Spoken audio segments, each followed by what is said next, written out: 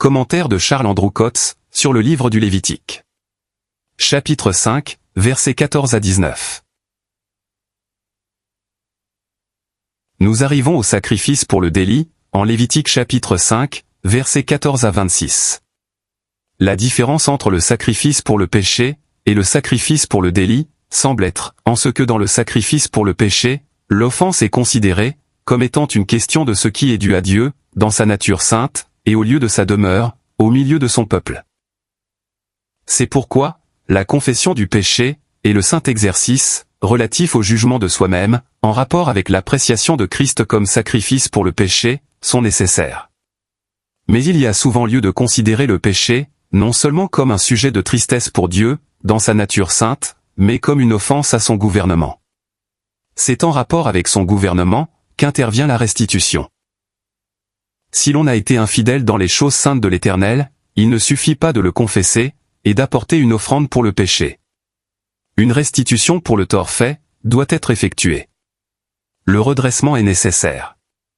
Si quelque chose qui était dû à Dieu, n'était pas rendu en temps, on ne pouvait être en règle, tant que la restitution n'avait pas été faite. Et l'Éternel parla à Moïse, disant : Si quelqu'un a commis une infidélité et a péché par erreur dans les choses saintes de l'Éternel, il amènera son sacrifice pour le délit à l'Éternel, un bélier sans défaut, pris du menu bétail, selon ton estimation en cycle d'argent, selon le cycle du sanctuaire, en sacrifice pour le délit. Et ce en quoi il a péché en prenant de la chose sainte, il le restituera et y ajoutera par-dessus un cinquième et le donnera au sacrificateur. Et le sacrificateur fera propitiation pour lui avec le bélier du sacrifice pour le délit, et il lui sera pardonné. Si quelqu'un a commis une infidélité, et a péché par erreur, dans les choses saintes de l'Éternel. C'est le cas, où l'on n'a pas rendu à Dieu ce qui lui est dû. Les dîmes sont mentionnées en dernier lieu dans ce livre, et elles sont une chose sainte, consacrée à l'Éternel. Lévitique chapitre 27, versets 30 à 33. Il n'y avait pas de prospérité en Israël, si les dîmes n'étaient pas apportées. Malachie chapitre 3, versets 8 à 12. Notre vie doit être réglée, de telle sorte, qu'il y soit réservé quelque chose pour Dieu. Lorsqu'il en est ainsi, la manière dont nous agissons, dans nos maisons et dans nos affaires, sert à nous nourrir spirituellement, et nous aide, en tant que Lévites. Deutéronome chapitre 14, versets 22 à 29, et Nombre chapitre 18, verset 21. Si les dîmes sont apportées, il y a de la nourriture dans la maison de Dieu, et vous pouvez être assurés, que si vous servez la maison, celle-ci vous servira en retour.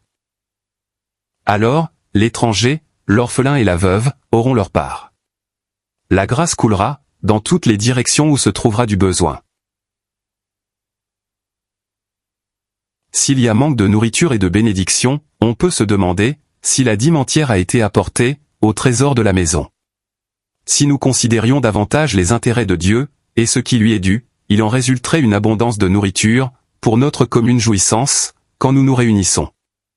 Et ce que nous sommes, comme habitants dans le pays, nous servirait en tant que Lévites. Deutéronome chapitre 14, versets 22 à 23. On ne peut douter, qu'il y ait beaucoup d'infidélité, dans les choses saintes de l'Éternel. Mais une âme, qui a réellement conscience d'avoir péché de cette manière, sera exercée, et voudra rendre au-delà de ce qui est dû. On peut remarquer, que le principe de l'estimation intervient ici. C'est une question, qui n'est pas laissée à la conscience de chacun, mais à l'estimation de Moïse.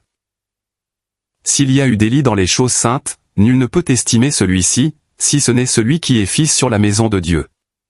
Lorsqu'il s'agit des choses saintes de Dieu, Christ seul peut estimer l'infidélité, ainsi que ce qui est nécessaire, pour régler la question. Il faut avoir affaire spécialement avec lui. Il est important de voir, qu'il y a une telle chose, que le cycle du sanctuaire. C'est une mesure divine, de valeur morale. Les gens ne s'inquiètent guère aujourd'hui, d'un délit dans les choses saintes. Il est effarant de voir, avec quelle légèreté l'on traite les choses saintes, comme d'un jouet de la pensée de l'homme. On ignore les droits de Dieu en rédemption, et on profane de mille manières, la sainteté de son sanctuaire. mais il en est un, qui estime justement toutes choses. C'est ce que nous voyons, en Apocalypse chapitre 2 et 3. Si l'on a été infidèle dans les choses saintes, il y a lieu de s'adresser au Seigneur, afin de connaître son estimation. Ceci constitue une différence évidente, avec le sacrifice pour le péché, où l'importance de l'offrande, est selon la capacité de celui qui a péché. Dans le sacrifice pour le délit, tout est déterminé par l'estimation de Moïse. Ainsi, c'est une estimation divine qui intervient, et par suite dans chaque cas, c'est un bélier qui est offert. Et si quelqu'un a péché et a fait à l'égard de l'un de tous les commandements de l'Éternel ce qui ne doit pas se faire, et ne l'a pas su, il sera coupable et portera son iniquité. Et il amènera au sacrificateur un bélier sans défaut, pris du menu bétail, selon ton estimation, en sacrifice pour le délit. Et le sacrificateur fera propitiation pour lui, pour son erreur qu'il a commise sans le savoir, et il lui sera pardonné. C'est un sacrifice pour le délit. Certainement, il s'est rendu coupable envers l'Éternel. Moïse est un type de Christ, comme fils sur la maison de Dieu. Hébreux chapitre 3, versets 5 et 6. C'est lui qui doit faire l'estimation de chaque délit. Les versets 17 à 19 de ce chapitre se rapportent expressément à quelqu'un, ignorant même qu'il a péché. Il sera coupable, et portera son iniquité. Certainement, il s'est rendu coupable envers l'Éternel. Il est possible de pécher sans le savoir, et on devrait toujours se souvenir de cela. L'apôtre Paul disait, « Car je n'ai rien sur ma conscience. Mais par là, je ne suis pas justifié. Mais celui qui me juge, c'est le Seigneur. » 1 Corinthiens chapitre 4, verset 4. Il se peut que j'ignore avoir commis un délit, mais Moïse le sait. Combien donc il est important d'avoir affaire avec le Seigneur, et de connaître son estimation des choses. J'aime à penser que nos âmes éprouvent le besoin de passer par l'exercice du psaume 139. Sonde-moi, ô Dieu, et connais mon cœur. Éprouve-moi, et connais mes pensées. Et regarde, s'il y a en moi quelque voie de chagrin, et conduis-moi dans la voie éternelle. Nous aurons l'estimation du Seigneur devant son tribunal, mais il est préférable de l'avoir dès maintenant, car le sacrifice pour le délit est à notre disposition maintenant, et il fournit l'occasion d'un accroissement dans la connaissance de Christ. Les croyants craignent parfois d'aborder les choses devant le Seigneur. C'est qu'ils ignorent le gain réel qu'il y a à le faire. Quand on a obtenu l'estimation de Christ, on est conduit à présenter une offrande, marquée par la maturité et la vigueur, et on en retire une énergie correspondante, dans le jugement de soi-même. L'estimation de Christ se fait en cycle d'argent, selon le cycle du sanctuaire. Il sait parfaitement quelles infractions ont été commises au droit divin, et quelles offenses ont été faites à la sainteté du sanctuaire. Et le résultat d'avoir eu affaire avec lui, est que nous sommes à même d'apporter le bélier du sacrifice pour le délit. Le bélier indique la maturité et l'énergie. Il parle d'une appréciation très grande et distincte de Christ, comme de celui qui couvre dans la valeur de sa mort, le péché commis, dans les choses saintes. Si nous avons péché à l'égard des choses saintes, il nous est offert par la grâce de Dieu, une mesure merveilleuse de restauration. Celui qui apporte le sacrifice pour le délit, est à même de restituer, et même d'ajouter un cinquième en plus. Ainsi, Dieu obtient un résultat supérieur à ce qu'il aurait eu à l'origine. Après le manquement et la restauration de Marc, Paul pouvait dire, car il m'est utile pour le service. 2 Timothée chapitre 4, verset 11. Et l'évangile de Marc indique une appréciation très énergique de Christ. Je ne doute pas qu'il ait obtenu une estimation divine, et qu'il ait apporté son offrande pour le délit, en effectuant la restitution avec addition d'un cinquième. Nous avons tous profité de son exercice. Celui qui a apporté le bélier du sacrifice pour le délit, sera à l'avenir d'une aide plus grande dans l'assemblée. Si quelque principe divin a été ignoré du peuple de Dieu, le délit ne sera pas réglé, tant que ce principe ne sera pas accepté, et qu'on n'agira pas en conséquence. Et quand ce délit sera justement reconnu, on sera conduit à veiller tout particulièrement, à observer ce principe, correspondant à la 5e partie à ajouter. Le sacrifice pour le délit implique la restitution. La grâce intervient pour permettre d'accomplir une réparation complète. Non seulement propitiation est faite, mais qu'il s'agisse de ce qui est dû à Dieu ou à son prochain, il y a restitution, avec addition d'un 5e. Je suppose que Marc, se rendant auprès de Paul dans sa prison à Rome, vers la fin de sa vie, entreprenait un service autrement difficile et dangereux que celui devant lequel il avait reculé au début. Il ajoutait alors un 5e. Ce n'est pas être simplement pardonné, pour continuer son chemin avec Dieu, comme étant pardonné. Mais on retire un profit du manquement, de sorte que celui dont les droits avaient été enfreints, y trouve un avantage.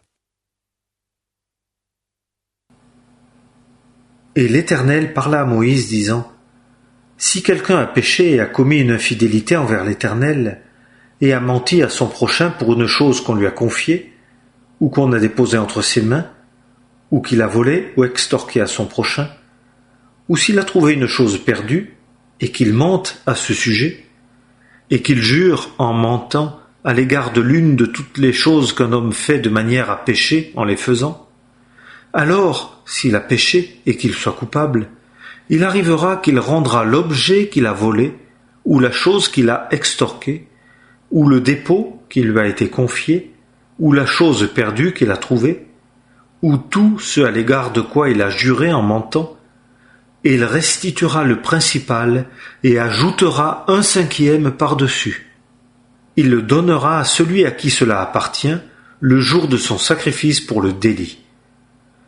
Et il amènera, pour l'Éternel, au sacrificateur, son sacrifice pour le délit, un bélier sans défaut, pris du menu bétail, selon ton estimation, en sacrifice pour le délit.